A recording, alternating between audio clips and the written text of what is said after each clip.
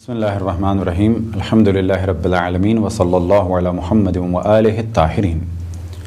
موضوع گفتگو وضو، اس جانب توجہ رہے اور پہلے بھی توجہ دلائی کہ کچھ واجبات ہیں واجبات نفسی جیسے کہ نماز پڑھنا، اور کچھ ہیں واجبات غیری، یعنی وہ خود بخود واجب نہیں ہیں، کسی کام کے لیے ممکن ہے کہ وہ عمل واجب ہو جائے، جیسے کہ وضو۔ مثال کے طور پہ نماز پڑھنا واجب ہے، اور نماز کی شرائط میں سے ایک شرط ہے وضو، اور اگر وضو کوئی نہ کر سکے تو پھر تیمم۔ تو وضو اور تیمم کے بارے میں کہا جائے گا کہ یہ دونوں واجب ہیں دوسری چیز کے لیے، یعنی اپنے سے غیر کے لیے واجب ہیں، یعنی خود بخود واجب نہیں ہیں لیکن نماز کے لیے واجب ہیں، یا یہ کہ یہ خود بخود واجب نہیں ہیں لیکن اگر قرآن مجید فرقان حمید کے الفاظ کو مس کرنا ہو تو اس صورت میں واجب ہو جائے گا۔ تو وضو در حقیقت مستحب ہے، لیکن نماز اور بعض دیگر کاموں کے لیے کہ جس کی جانب توجہ دلائی جائے گی واجب ہو جاتا ہے۔ لیکن عام طور پہ اور عام حالات میں باوضو رہنے کی بہت زیادہ فضیلت ہے، اور خصوصاً رات کو سونے سے پہلے وضو کو ترک نہیں کرنا چاہیے۔ انسان جتنا زیادہ باوضو رہے گا اس کے خیالات پر، اس کی سوچوں پر اور اس کی روحانیت پر بہت زیادہ فرق پڑے گا۔ لہٰذا ہم سب کو خداوند تبارک و تعالیٰ سے دعا کرنی چاہیے کہ توفیق عطا فرمائے، ہمت عطا فرمائے، خصوصاً جتنی عمر گزرتی چلی جائے، اور علی الخصوص سردیوں کے ایام میں، کیونکہ ہر کام کے لیے ہم محتاج ہیں اللہ سبحانہ و تعالیٰ کی توفیق کی جانب، لیکن یہ بھی توجہ رہے کہ توفیق حاصل کرنے کے لیے کچھ نہ کچھ جنبش کرنی ہوتی ہے، اللہ سبحانہ و تعالیٰ کی جانب ایک قدم بڑھا کر انسان دیکھے، اور جب دروازے کھل جاتے ہیں تو یہی دروازے کا کھلنا اور تدریجاً آگے بڑھنے کی صلاحیت کو حاصل کرنا ہی توفیق خداوند تبارک و تعالیٰ کا نام ہے۔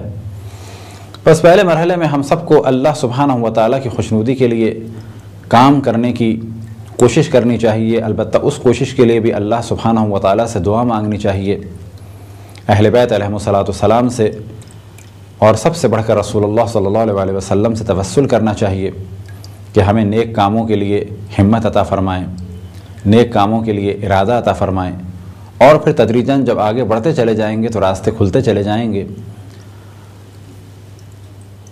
تو جتنا ہو سکے ہم سب کوشش کریں کہ باوضو رہیں، اور خصوصاً رات کو سونے سے پہلے وضو کریں۔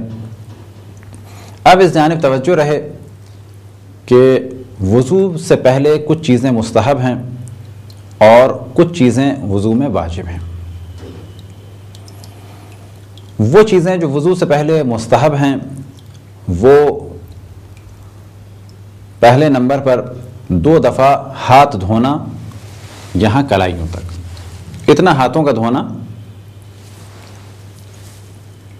سیدھے اور الٹے ہاتھ کا 2 دفعہ دھونا مستحب ہے۔ 3 دفعہ کلی کرنا مستحب ہے، اور 3 دفعہ ناک میں پانی ڈالنا مستحب ہے۔ واجب عمل کیا ہے؟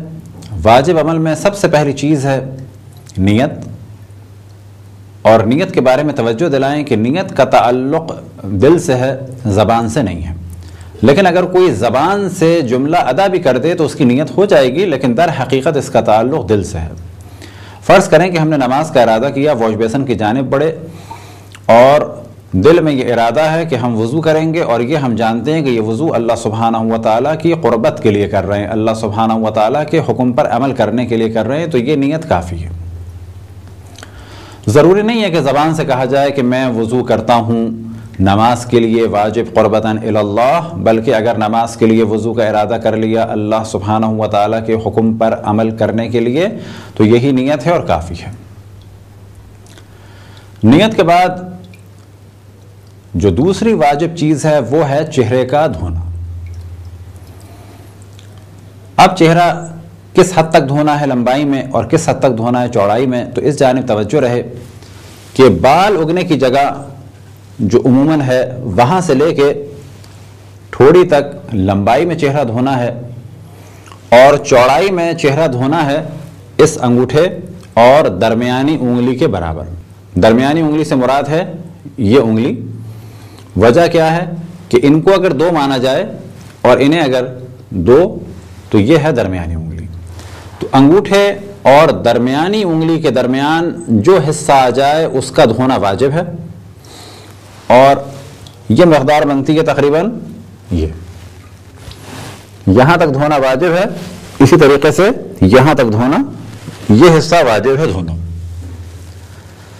لیکن یقین کرنے کے لیے کہ ہم نے بے قدر واجب جگہ دھو لی ہے، احتیاط یہ ہے کہ ذرا سا آگے ہاتھ پھیرا جائے تاکہ یقین ہو جائے کہ جتنا حصہ دھونا تھا وہ حصہ ہم نے دھو لیا ہے۔ اور یہ یقین کب حاصل ہوگا؟ جب تھوڑا سا زیادہ حصے کو دھو لیں گے۔ تو لمبائی میں بالوں کے اگنے کی جگہ سے لے کے ٹھوڑی تک، چوڑائی میں انگوٹھے اور درمیانی انگلی، یہ اس کا رقبہ ہے، اتنا اس کا دھونا ضروری ہے حصہ۔ اس کے بعد ہے ہاتھوں کا دھونا۔ کہاں سے ہاتھوں کا دھونا؟ کوہنی سے لے کے انگلیوں کے آخری سرے تک ہاتھوں کو دھونا ہے۔ سیدھے ہاتھ کو دھونا ہے اور اس کے بعد الٹے ہاتھ کو دھونا ہے۔ پھر ہے سر کا مسح اور دونوں پاؤں کا مسح۔ سر کے مسح کے لیے یہ چیز ذہن میں رکھیں کہ سر کا مسح ہوگا پیشانی کے اوپر والے حصے میں، یعنی اس حصے میں جو آسمان کی جانب ہوتا ہے۔ سر کو تقسیم کیا جاتا ہے عام طور پہ 4 حصوں میں۔ یہ اوپر کا حصہ، دائنا حصہ، بائنا حصہ اور پچھلا حصہ۔ جو اوپر کا حصہ ہے یا بالفاظ دیگر جو بالکل آسمان کی جانب حصہ ہے، اس پہ مسح کرنا ہے۔ کتنی مقدار میں کرنا ہے تو اس کی کوئی خاص مقدار نہیں ہے، لیکن مستحب ہے کہ 1 انگلی کے برابر اسے کھینچا جائے۔ کتنی چوڑائی ہو، 1 انگلی سے بھی سر کا مسح ہوتا ہے، لیکن بہتر ہے کہ اس طرح سے ہاتھ کو رکھا جائے اور سر کا مسح کر لیا جائے۔ لیکن یہ ذہن میں رہے کہ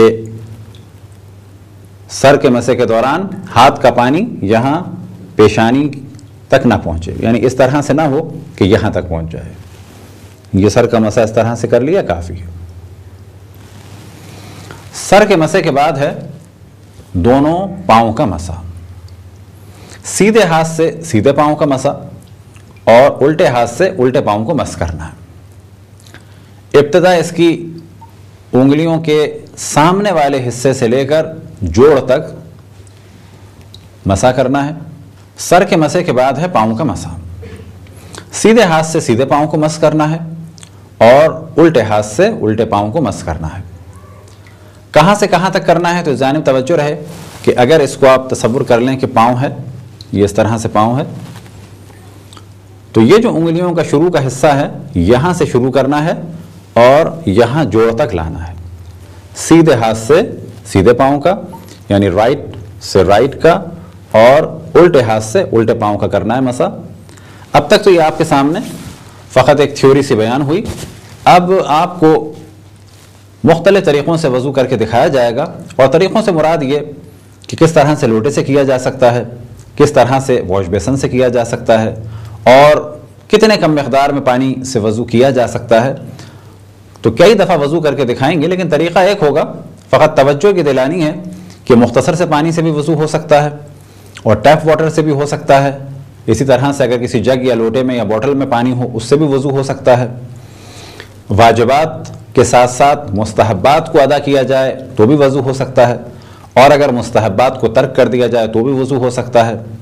کسی بس میں یا ٹرین میں بیٹھے ہوں، یا اگر کوئی بیمار ہے اور بیڈ پر ہے اور وضو کرنا چاہے تو کیسے کرے گا؟ آیا ضروری ہے کہ سامنے اس کے ٹب رکھا ہوا ہو، یا اور بھی کسی سادے سے اور آسان سے طریقے سے ہو سکتا ہے؟ اسی طرح سے کسی کمرے میں ہے اور وہاں پر کوئی واش بیسن نہیں ہے، کوئی کھلی ہوئی جگہ نہیں ہے، تو کیا ہم نماز کو قضا کر دیں، یا وہاں بھی وضو ہو سکتا ہے؟ اور اگر ہو تو کس صورت میں ہو؟ تو یہ ساری چیزیں بہت اختصار کے ساتھ بیان کریں گے. البتہ اس میں شک نہیں کہ جتنے بھی طریقے بیان ہوں گے وضو ایک ہے، لیکن مختلف چیزوں کے ذریعے سے، یعنی کبھی ٹیپ واٹر کے ذریعے سے، کبھی جگ یا پانی یا بوٹل کے ذریعے سے، اور حتیٰ کبھی بہت ہی مختصر سے پانی سے گلاس کے ذریعے سے. اور اسی طریقے سے اگر کسی کے پاس اسپرے ہو تو اس کے ذریعے سے وضو کیا جا سکتا ہے، لیکن شرائط کے ساتھ. وہ شرائط کیا ہیں؟ بس ایک چیز تو ذہن میں رہے کہ پانی جاری ہو جائے. ایسا نہیں کہ فقط پہنچ دیا، بلکہ اتنا پانی ہونا چاہیے کہ وہ بہے. یہ ایک مختصر سی گفتگو تھی وضو کے تعارف کے بارے میں، اور تھیوری کچھ بیان ہوئی وضو کے بارے میں. انشاءاللہ اگلے مرحلے میں وضو کو آپ کی خدمت میں پریکٹیکلی کر کے دکھایا جائے گا. خداوند تبارک و تعالیٰ سے دعا ہے کہ بحق محمد و آل محمد ہمیں اپنے رسول، اپنی حجتوں، خصوصاً امام زمان علیہ الصلوۃ والسلام کی معرفت اور اطاعت کی توفیق عطا فرمائے.